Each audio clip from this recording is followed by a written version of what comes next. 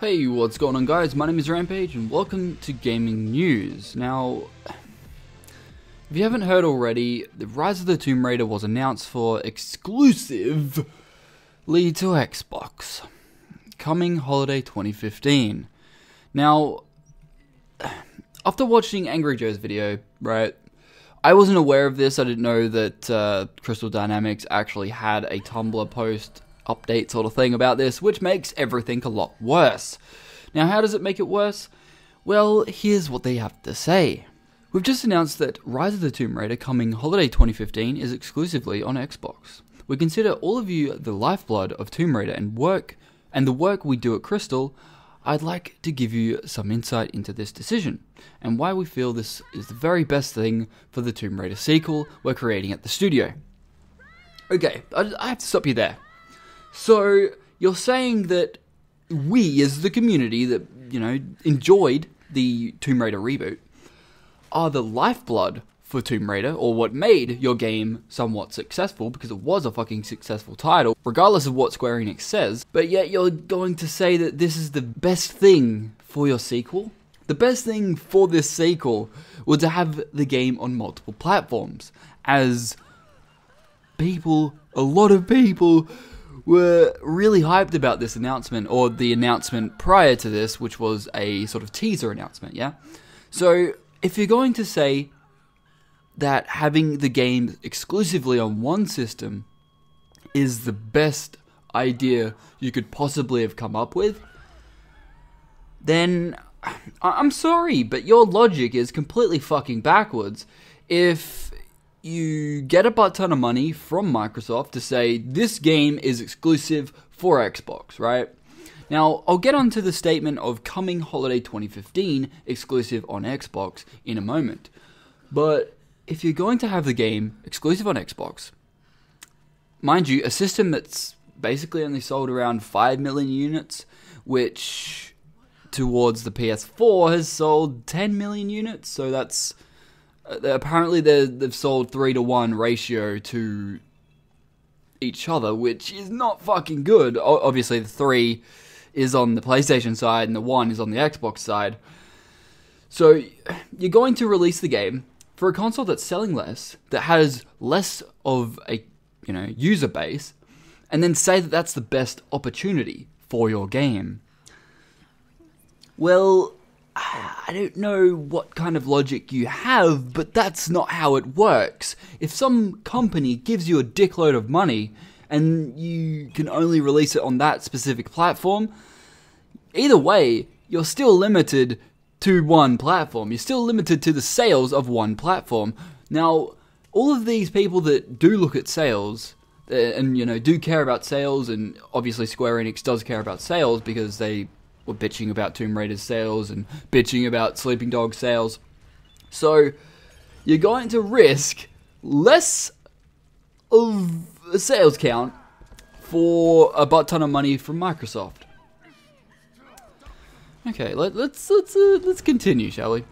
Tomb Raider in 2013 was a success due in large part to your continued support.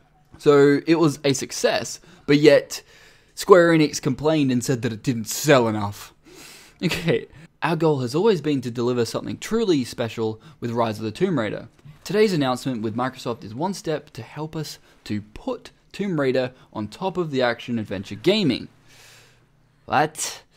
Our friends at Microsoft have always seen huge potential in Tomb Raider. Congratulations, so has every other fucking platform and consumer that's ever purchased a Tomb Raider game, ever. So, people that give you money are not your friends. So, you're saying that if I have a job, right, and I'm getting paid by the head, the CEO, whatever, I don't give a fuck, but if they're giving me money, they're my friends? I'm sorry, but that's not how friendship works, and that's not how anything works. If people give you money, generally, they're not your friend. This doesn't mean that we're walking away from our fans who only play on PlayStation or on PC. Those are great systems with great partners and amazing communities. We have Lara Croft in the Temple of Osiris, whatever the fuck, coming to those platforms this December. And Tomb Raider, the Definitive Edition, is available on PS4. So basically, you're saying that the shittier version of a Tomb Raider or Lara Croft game is coming to PS3, I don't know whether it's coming to PS3, but PlayStation and PC. And then the Definitive Edition of last year's version, the reboot, is on PS4? How the fuck does that make me feel better? How does that make me feel, that I'm getting something that's worthwhile or worth my fucking time and money? I've already got Tomb Raider. I've already beaten that fucking game. Why would I go out and buy a PS4? Just to play the Definitive Edition that isn't the next game? Why would I pay for Lara Croft and the Temple of Osiris or whatever the fuck if I don't want it? I don't like top-down fucking games like that. I don't like it and I will not purchase it. I don't want that piece of shit. I don't want that garbage on my Steam list. Give me these fucking games. Because, oh my god, I really don't understand where Square Enix comes from.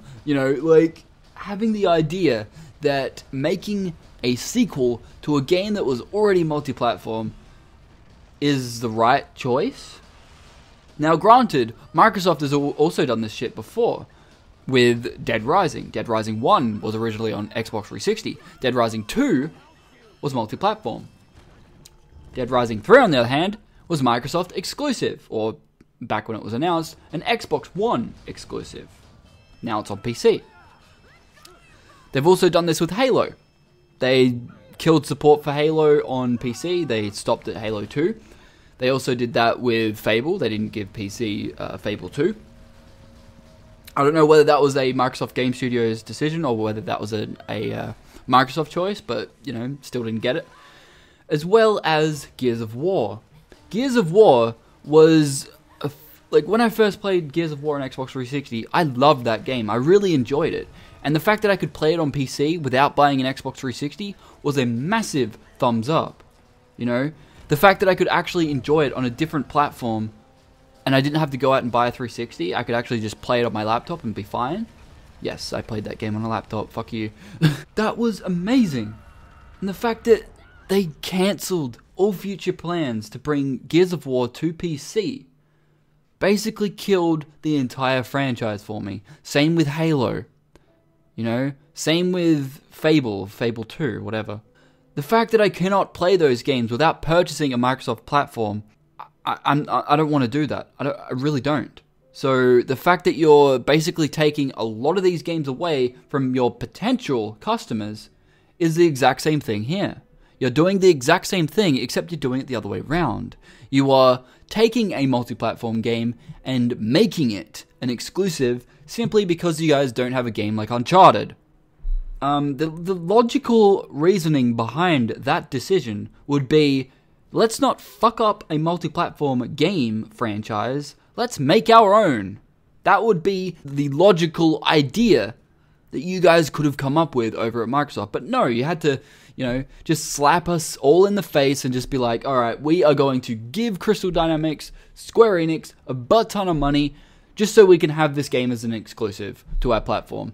Because then, we don't actually have to use our brains to think of a, new concept. Get the fuck out of here, Microsoft. This is why people have started to hate you. This is why people do not support your platform anymore. This is why I don't want to support consoles. Because of this type of shit. Developers, I don't know what they would be called. Developers, Microsoft, Sony, whatever. They do this type of shit all the time. Except Microsoft is more prominent to it. They've done it with Call of Duty with DLC exclusives. They've also done timed exclusives with other shit. With demos and paid demos and all that sort of stuff. They've even got EA access only to Xbox One. Stop buying out franchises and fucking developers so you get more content. If you can't make up your own content, you're not going to sell any more units.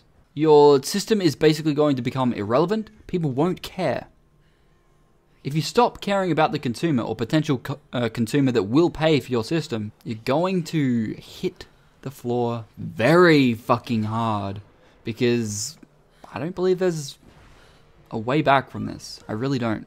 Now, obviously, I said that I would get to the exclusive part, and I'm going to do that now. Coming Holiday 2015 is exclusively on Xbox One. Now, it does sound like it may be a timed exclusive. If it is, then okay. I can deal with a timed exclusive. But the fact that it may or may not be coming to PC or PS4 is a massive, massive marketing fuck up. And I understand that that could be on par with Microsoft and their contract between Microsoft and Crystal Dynamics and, you know, Square Enix. But that's, like, it shouldn't matter. You should be upfront with your potential consumers. You should say, this is a timed exclusive, or this is an exclusive for Xbox consoles. You can't, like, wording these days has become so minuscule that they just leave everything open. They leave everything open to possibilities that may or may not happen, then they give in to it. You know, people want this game on PS4. People want this game on PC. Square Enix, I can't even comprehend what the fuck you are doing right now. I really can't. But anyway, guys, let me know what you think about this in the comment section below, and I'll leave a couple articles as well as the Tumblr blog post thing that I'm actually looking at or referring to. Let me know what you think about this. I think it's fucking dreadful. But anyway, guys, hope you enjoyed the video. Please don't forget to rate, comment, and subscribe. I'll see you guys in the next one.